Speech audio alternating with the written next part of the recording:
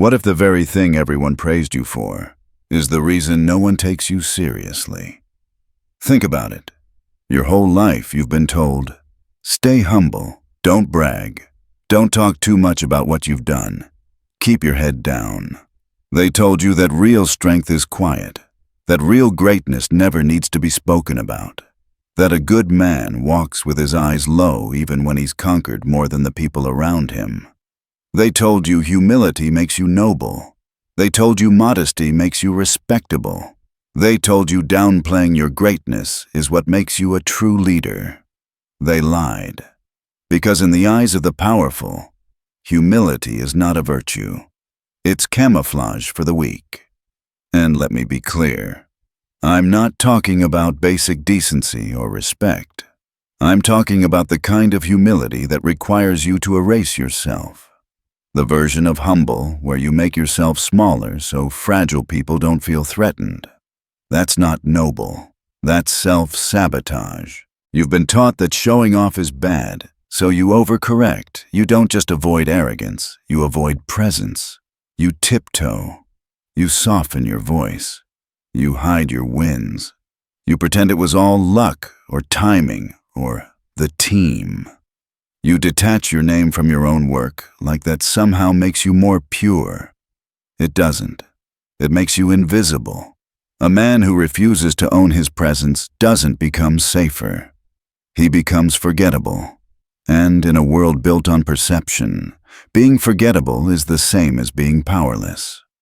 Niccolo Machiavelli wrote, "It is much safer to be feared than loved, if one must choose." But here is the cruel twist. The humble man is neither feared nor loved. He is ignored. He vanishes into the background of his own life.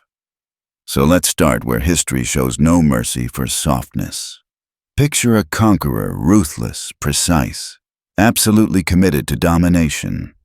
He doesn't whisper his moves. He doesn't pretend his power is an accident. He strategizes, executes, and then lets the world feel the impact. He doesn't credit fate.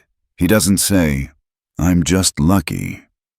He stands at the center of the storm and calls it what it is, his will. Now contrast that with all the nameless men who built, achieved, sacrificed, and were buried with no one remembering their names because they never stepped forward and claimed what they were. Humility might win you polite applause from the crowd, but the crowd doesn't write history. The crowd doesn't crown kings. The crowd claps for everyone and remembers almost no one. Look at the world you live in today. Humility is marketed as maturity. You succeed, and the first thing you're expected to do is shrink it. Don't talk about it too much. Don't be proud. Don't make anyone uncomfortable. So you win and immediately feel pressure to say, "It wasn't that big of a deal. I just got lucky. Honestly, anyone could have done it." You think that makes you gracious. In reality, you're putting a muzzle on your power. You chain your own voice in the name of politeness. You water yourself down so no one feels small standing next to you. You blunt your edge so you seem relatable. And slowly, without noticing, the blade becomes a spoon. This is the modern trap. Applause for self-erasure, likes for fake modesty, social rewards for you pretending you're less than you really are. You post a win, but you bury it under a humble caption. You do something extraordinary, but you frame it as nothing special. You refuse to name your worth, your price, your standard, because you don't want to look full of yourself. And while you bend yourself into invisibility, another man louder, colder, unafraid to be seen, steps right into the space you surrendered. Understand this. Humility is not the same as silence. Silence can be strategy. The man who speaks little but radiates presence, dangerous. The man who doesn't say much but everyone feels him when he walks into a room, that's control. But humility, this self-erasing, self-shrinking performance you've been trained into, that's different. That's self-denial. The man who quietly builds yet stands tall, owns his value, and doesn't flinch when credit comes his way is powerful. The man who constantly belittles himself so others feel comfortable, he's disposable. There's a tension here because the world has scrambled the definitions in your head. You've been conditioned to confuse arrogance with assertion, to seek confidence and immediately label it ego, to believe that for people to respect you, you have to look a little uncertain, a little unsure, a little softer than you really are. That's not wisdom. That's control. Most people are uncomfortable around certainty. They get uneasy around someone who doesn't apologize for being good at what they do. Around a man who can say, calmly and directly, I know what I bring. I know what I've built. I know what I'm capable of. That kind of presence exposes their insecurities. So instead of rising to meet that standard, they tell you to dim yours. Stay humble. Don't brag. Don't talk like that. Who do you think you are? And if you're not careful, you internalize it. You start to think that owning your power is wrong, that naming your strengths is immoral, that taking up space is some kind of sin. But comfort is not the goal. Respect is. Power is not given to the man who waits politely in the corner, hoping someone will eventually notice his good heart. Power goes to the man who can walk into a room and, without aggression, simply radiate. I deserve to be here. There's a reason the wolf doesn't ask the sheep for permission. Let me paint you a picture. A battlefield. Two generals. One stands tall, eyes like sharpened steel. Voice firm. Commands clear. His men don't just listen, they move. There's no doubt, no hesitation. He doesn't thank fate, or chance, or the weather. He tells his army what will happen, and they believe him because his certainty gives them no other option. The other general is kind, soft-spoken, careful. He talks about teamwork, about humility and victory, about luck and faith. His men respect him, but they don't fear disobedience. When the battle begins, one army moves like a machine. The other waits for consensus. Now ask yourself, which general survives? You don't command loyalty by lowering your crown. Every empire, every dynasty, every business, every relationship reaches a point where the leader must decide. Do I soften myself to comfort others, or do I sharpen myself to protect what I've built? The humble man gives ground. The dominant man gives warning. Humility teaches you to underestimate yourself, so others won't feel insecure. But Machiavelli warned us, men judge more by the eye than by the hand.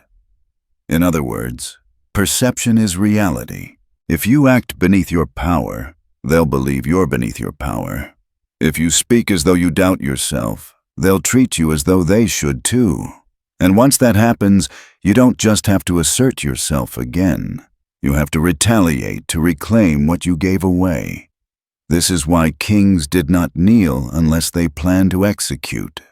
Because when you bow too often, people forget you were ever standing. You were not born to apologize for your talent. You were not built to downplay your instinct. You were not shaped by struggle just to share your throne with people who never earned a drop of your sweat. And yet, you keep doing it. You win, and then immediately explain why it wasn't that impressive. You speak and then backpedal to make others comfortable. You lead and then hesitate to call it leadership. Every time you do that, you chip away at your own authority. You hand over your power piece by piece, smiling as you do it, thinking you're being polite. But humility isn't harmless. It's corrosive. It eats away at your identity until even you forget who you are. It's like teaching a lion to act like a lamb, and soon the lion forgets he ever had teeth. Ask yourself, who taught you that being small was safe? Who benefits when you hide your light, your strength, your mind? It's not for your growth, it's for their comfort. They tell you to stay grounded, but what they really mean is don't rise so high I have to look up to talk to you. That's the hidden treason of humility. It's advice wrapped in fear, a leash disguised as wisdom. And the truth is, people don't admire weakness. They're drawn to what they can't fully understand, can't predict, can't control. Humility strips away that mystery. It makes you digestible, predictable, safe. But nothing safe is ever feared, and nothing feared is ever ignored. The lion isn't admired for his gentleness. The general isn't followed for his self-doubt. The ruler isn't remembered because he knew when to step back. They're remembered because they stood tall when others trembled, because they spoke clearly when others hesitated, because they made no apologies for the weight of their crown. You don't have to shout to dominate a room, but you do have to take up space in it. And modern humility teaches the opposite. It trains you to shrink, to downplay your brilliance so you don't seem arrogant, to nod when you should correct, to smile when you should command. It teaches you to become forgettable, and then asks you to be proud of being overlooked. But power is not won through absence. It's won through undeniable presence. Machiavelli wrote, "A prince is also esteemed when he is a true friend and a true enemy." That means being fully known for what you stand for and what you oppose. Humility blurs that signal. It confuses your allies and emboldens your enemies. Because the humble man is easy to test, easy to probe, easy to ignore. He speaks, and the room continues. He enters, and nothing stops. He acts, and it's forgotten. Now contrast that with the man who moves like thunder before the strike, silent but charged. He doesn't need to announce himself. He doesn't need to boast. He is undeniable simply because he exists in full. That's real dominance. Not noise, but certainty. Not arrogance, but presence. Not apology, but unapologetic command. You don't owe the world an apology for being sharp, focused, ambitious, or intense. You owe it a warning. I am not here to make you comfortable. Here's the deeper danger once humility becomes part of your identity. It turns into self-sabotage. You start doubting your instincts. You give away credit that belongs to you. You become afraid of recognition, as if being seen is somehow sinful. And worst of all, you teach people that you're replaceable, because the man who erases himself invites erasure. Picture this: a high-stakes negotiation, a long table of executives. Everyone's talking, pitching, interrupting, trying to sound important, and one man sits still, composed, silent. He waits. He doesn't fidget. He doesn't fill the silence. When he finally speaks, the entire table shifts. He doesn't humble himself. He doesn't dilute his message. He names his worth, states his terms, and watches who flinches. That man isn't arrogant. He's unshakable. And it's his presence, not his humility, that seals the deal. You weren't born to hide your brilliance so others can feel safe. You weren't put here to tuck in your ambition so people won't call you cocky. You weren't given fire so you could spend your life pretending to be warm light. You were born to be undeniable. But too many men walk through life with that fire trapped inside, wondering why no one respects them. Respect doesn't start with kindness. It starts with refusal. Refusal to be muted. Refusal to shrink. Refusal to wear humility like a costume when your bones were built for command. Ask yourself, how many times have you watered down your power so others wouldn't feel small? How many victories have you dismissed just to seem modest? How many times have you let a lesser man talk over you just to keep the peace? That isn't humility. That's betrayal of your mind, your voice, your purpose. You think people will reward your softness, but the truth? The world only rewards what it fears or what it needs. And if you're neither feared nor needed, you are forgotten. So make them remember. Walk into rooms like your name is already on the walls. Speak like your silence cost something. Move like hesitation is treason. You're not here to beg for approval. You're here to claim your place without bowing, without blinking, without asking for permission to exist. There will always be people who call you arrogant. Let them. People who call you difficult. Let them. People who say, "You've changed." And to that, you should say, "Yes, I stopped apologizing for who I was always meant to be." There comes a moment in every man's ascent when he realizes humility didn't protect him, it concealed him. You're not losing because you're unworthy. You're losing because you've become invisible. You've been trained to believe that invisibility is virtue. You were told that keeping your head down, letting your work speak for itself, and waiting your turn would eventually get you noticed. But history doesn't remember the men who waited. It remembers the ones who moved while others asked for permission. Machiavelli wrote that fortune is a woman, and to master her, you must conquer her by force. Force, not politeness. Force, not modesty.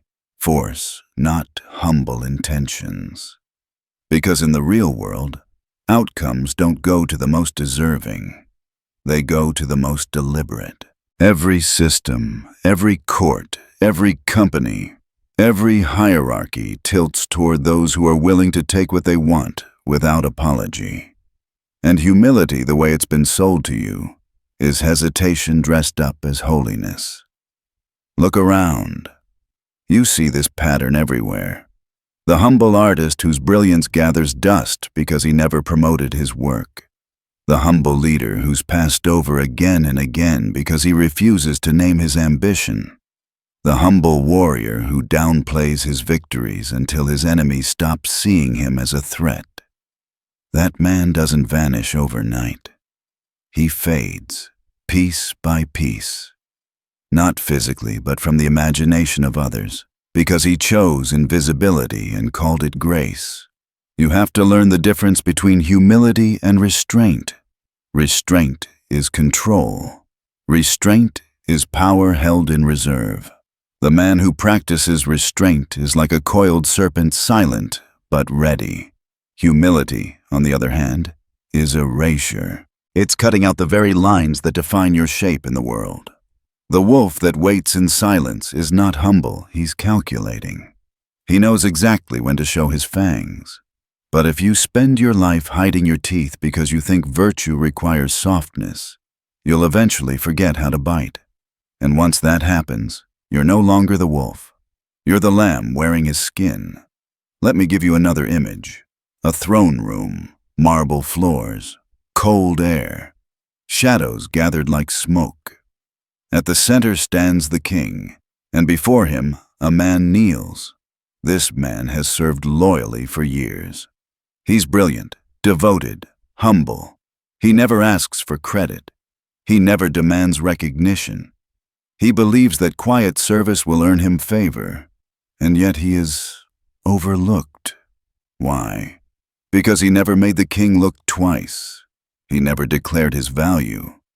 He never demanded that the weight of his presence be felt. Then another man enters. He's newer, less experienced, but bold. He speaks clearly. He names his vision. He makes eye contact with the throne, and in an instant, the energy of the room shifts. The king sees him. Because presence isn't given, it's declared. That is what humility steals from you. Your declaration. It robs you of the ability to imprint yourself on the minds of those who can elevate you or destroy you. And in the game of power, both are necessary. Power, after all, isn't just what you can do. It's what people believe you can do. If you constantly downplay yourself, they'll start to believe you. They'll take your silence as consent. They'll mistake your modesty for doubt, your deference for weakness, and they will act accordingly. That's why humility isn't just naive. It's dangerous. Because in every room, in every deal, in every alliance, you are being measured. And when you refuse to state your value, others will assign one for you, and they will always undervalue what you refuse to price. So if you speak, speak with gravity. If you move, move with purpose. If you win, own the win. False humility doesn't make people love you more. It just makes them forget you faster. They'll take your silence and call it permission. They'll thank you for stepping back, and then close the door before you step forward again. And when you finally realize what's happened, when you try to reclaim what you gave away, you'll discover a brutal truth.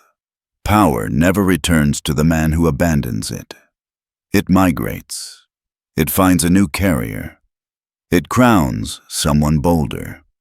Ask yourself right now, are you being humble, or are you being erased? Are you being noble, or are you being neutralized? Are you leading, or are you hiding behind the illusion of good behavior? Because the world doesn't bend for polite men. It bends for those who walk in with composure, conviction, and a refusal to wait for permission. You weren't born to be agreeable. You weren't built by hardship to become gentle. You weren't gifted with potential so you could lower your head every time someone weaker than you feels insecure. No king ever built an empire by pretending to be smaller than he was. There's a reason the world doesn't reward the quiet genius, because genius unspoken is genius unseen. And in a world ruled by perception, the unseen man might as well not exist. That's the final cruelty of humility. It convinces brilliant men to bury themselves alive, to treat greatness like a secret, to wear false modesty like armor when it's really a shroud. You fold your strength into a whisper. You hide your fire behind fog, and the world forgets you ever burned at all. But power never forgets noise. Power never forgets presence. Machiavelli said, "A wise prince should attract to himself capable men and give them honors." But what happens to the capable man who refuses those honors, who bows his head and says, "I'm just doing my part"? He disappears. He's replaced not by someone better, but by someone louder, bolder, hungrier. That's how power moves.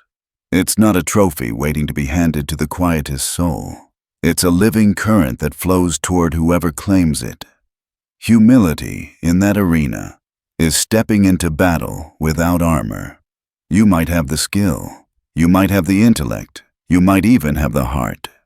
But if you lack the will to show it, to declare it, to own it, then you're just training for a war you'll never fight. Let's make this personal. You've been told that being humble makes you good, that wanting recognition is ego, that stepping forward is arrogance. No, to be good is to live in truth. And the truth is, you are powerful, you are dangerous, you are capable of things they cannot even imagine. But if you bury that truth beneath politeness, you betray it. You trade your potential for their comfort. And what does the world give you in return? A pat on the back, a polite thank you for being invisible, while they hand the real opportunities, the influence, the power, the spotlight to someone who had the audacity to be seen. They'll tell you, "We admire your humility," as they promote the man who never stops saying his name out loud. Because recognition isn't vanity, it's leverage. It's the currency of movement. And if you refuse to spend it, you stay stuck. That's where the shift begins. You have to kill the part of you that seeks approval for being small. You have to murder the habit of shrinking. You have to bury the voice that whispers, "Don't stand out, don't say too much, don't look full of yourself." Because if you don't, they will bury you first. They'll bury your ambition. They'll bury your edge. They'll bury your hunger, and then tell you you're such a good person while they take everything you wanted. You'll be standing at your own funeral, wondering why the world never gave you what you never asked for. Here's what no one told you. When you speak with certainty, the world listens. When you move with precision, the room adjusts. When you own your force, the weak either follow or flee, but they do not ignore you. That's the mark of presence. That's what humility will never give you. It can earn you politeness, maybe applause, but it will never earn you fear. It will never earn you loyalty, and it will never earn you power. And in the world of rulers, of strategy, of legacy, those are the only currencies that matter. So ask yourself this: why are you so afraid of being seen? Why do you apologize before you speak? Why do you feel guilty for being sharper, faster, more disciplined than the rest? Who taught you to hide? Trace that voice. Find the face. And you'll see it wasn't a mentor, it was a limiter. Someone who needed you small so they could feel safe. But you were not born to protect others from your greatness. You were born to build something unshakable, to become the kind of presence that bends the room just by existing in it. Because every time you choose humility over presence, someone else takes the prize you were meant to claim. Every time you stay silent to avoid seeming proud, someone else speaks your destiny into reality. Every time you downplay what you've done, you give the world permission to forget it. And every time you kneel in the name of humility, you teach yourself to serve. But you were never meant to serve. In the court of power, there are only two positions. You're either shaping the room or disappearing into its corners. There is no middle ground. They'll never tell you this directly, it would be too honest. Instead, they'll smile and say, "Stay grounded," as if ambition is a disease, as if confidence is arrogance, as if visibility is a sin. But here's the paradox they'll never admit. They say they admire humility, yet they follow dominance. They say they respect modesty, yet they reward command. They say, "Don't brag," while they promote the one who never shuts up about his value. And while you're sitting there, quietly hoping someone will notice your effort, another man walks in, speaks with conviction, owns the room, and leaves with what should have been yours. Machiavelli understood this better than anyone. It is not titles that honor men, but men that honor titles. In other words, the power is never in the crown. It's in the man who dares to wear it like it belongs to him. So if you want to be a leader, stop waiting to be anointed. Speak like you already are one. Move like your decisions carry weight, because they do. You want respect? Then act like a man who doesn't need it to function. You want power? Then show the world you're not afraid of the weight of your own voice. Humility, as it's been sold to you, isn't the path to greatness. It's the trap laid right before it. The more you live inside it, the more comfortable it becomes. And soon, it's no longer a posture, it's your personality. You become the nice one, the patient one, the agreeable one. You wear those words like badges of honor, not realizing they're labels meant to keep you still. But what happens when patience runs out? When silence turns to suffocation? When humility curdles into bitterness?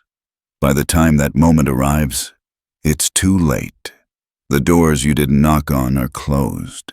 The roles you didn't claim are filled. The respect you didn't demand has been redirected permanently. That's the true cost, not theoretical, real, tangible, measurable. How many times have you let someone less skilled speak louder? How many times have you let your ideas get diluted by committee? How many times have you smiled and said, "It's fine," when you knew damn well it wasn't? And you called it maturity. You called it patience. You called it humility. But what you were really doing was erasing yourself in real time. And they watched you do it. They watched you carry the weight, do the work, swallow the credit, and smile like that made you strong. But it didn't make you strong. It made you replaceable. Because no one fears the man who always agrees. No one follows the man who never asserts. And no one remembers the man who refuses to raise his hand and say, "This is mine." You want to know why some men rise faster? It's not because they're smarter. It's because they decided to stop hiding. They speak first. They take credit. They name their value without blinking, not because they're arrogant, but because they understand something simple and brutal. The world gives more to those who demand more. It's not fair. It's not polite, but it's true. And Machiavelli didn't write The Prince for men who wanted fairness. He wrote it for men who wanted results. So stop asking for fairness. Ask for leverage. Ask for clarity. Ask for the room and then take it. There is no shame in saying, I built this. No guilt in saying, I led that. No arrogance in declaring, I matter, and I'm not afraid to be seen. Because if you don't say it, no one else will. And if you don't show it, they'll assume it's not there. You have a choice. You can be liked for being humble, or respected for being undeniable. But you cannot be both. A lion that hides his teeth isn't safer. He's simply closer to slaughter. A man who hides his greatness thinking it will protect him learns too late that humility is not a shield. It's a sheath, a covering for the blade that was meant to be drawn. You were taught that silence was strength, but the kind of strength that never strikes, never claims, never shines, is indistinguishable from weakness. And the world doesn't respond to intentions. It responds to declarations. A man who walks like he's second place becomes it. A man who speaks like he's unsure proves it. A man who constantly underplays his worth ensures no one will ever overestimate him. This isn't a call to arrogance. It's a call to precision. There's a difference between being humble and being hesitant, between showing respect and surrendering authority. You think the world will reward your restraint. It won't. It will eat you alive and then forget your name. Because nobody cares how quietly you built the empire. They only care if they know it was you. And if they don't, someone else will rewrite the story with their name in your place. That's how legacies are stolen. Not by force, but by your silence. So, what do? You speak when it's uncomfortable. You claim what's yours without apology. You let the world adjust to your presence, not the other way around. Because power isn't granted to the polite. It gravitates to the man who refuses to flinch when it arrives. You think humility will earn you peace, but peace isn't given to quiet men. It's given to the man no one dares to disturb. That kind of peace doesn't come from surrender, it comes from presence. The kind of presence that fills the room before you even speak. The kind that speaks and no one interrupts. The kind that exists and makes others measure themselves in its shadow. And that presence is built on conviction. Conviction that your voice matters. That your strength is not danger, it's direction. That your ambition isn't ego, it's fuel. Your victories don't need apology. They need ownership. Humility tells you to wait for validation, but legacy doesn't wait. Legacy is carved, claimed, commanded, and only those who step forward loud, clear, and steady ever hold the pen. You were never meant to be quiet. You were never meant to make yourself smaller, so fragile people could feel taller. You were not designed to be remembered politely and forgotten completely. You were meant to leave a mark carved deep enough that even silence echoes your name. So when someone says, be humble, stop and ask, are they really trying to protect you, or are they trying to keep you beneath them? Because a king who kneels too long forgets the weight of his crown. And when he forgets, someone else picks it up. The world doesn't make room for a man too humble to walk through the door. And if you are still listening, something inside you already knows that. You've felt it, that ache in your chest every time you bit your tongue to seem humble, that dull resentment when you watched someone less capable, less disciplined, less deserving get rewarded, not because they were better, but because they dared to be visible. You've seen it in every meeting, every relationship, every opportunity, quiet men doing the heavy lifting while louder ones collect the credit. And you told yourself it was fine, that your work would speak for itself, that humility was strength, that patience was noble. But the truth is, your silence didn't earn respect, it earned invisibility. And that ends now, because real self-respect doesn't whisper. It moves like thunder. Being loved means nothing if it demands your submission. Being liked means nothing if it costs you your truth. True self-command begins the moment you stop apologizing for existing, when you stop lowering your gaze as if greatness is something to be ashamed of. When you walk into a room as if your name already belongs on the walls, not because of arrogance, but because you've earned it. So, let me ask you, are you ready to be misunderstood? To be judged, feared, envied, even hated, all in the name of something greater than comfort? Because power doesn't grow in comfort. It grows in resistance. And the men who truly bend the world to their will are never universally loved. They're respected, feared, envied, but never ignored. They understand something most men never do. Fear and misunderstanding are simply the shadows cast by power. You see, when you stop needing approval, you become unstoppable. Your presence will disturb those who built their worth on being unnoticed. Your certainty will expose the weakness of those who only feel strong in the company of the unsure. Your rise will offend those who secretly hoped you would never outgrow them. But their discomfort is not your concern. You are not here to make the room feel safe. You are here to make the room wake up. Every time you hide your fire, the world gets colder. Every time you shrink, the world loses something irreplaceable. When you stay small, they praise you. When you stand tall, they scatter. That's all the proof you need. This is not arrogance. This is alignment. It's remembering who you were before the world convinced you that confidence was a sin. You don't owe humility to anyone. You owe presence to yourself. And presence doesn't mean being loud, it means being undeniable. It's the kind of energy that shifts the air when you enter. The kind of silence that makes people look up. The kind of calm that commands attention without needing to beg for it. That's the secret. Power doesn't shout, it radiates. Dominance isn't volume, it's certainty. When a man is certain, his movements slow down, his voice lowers, his gaze steadies. He doesn't chase attention, he attracts it. He doesn't prove, he simply is. And that stillness, that calm, quiet certainty, is what false humility steals from you. You've been taught to soften your edges, to lower your tone, to step back so others can shine.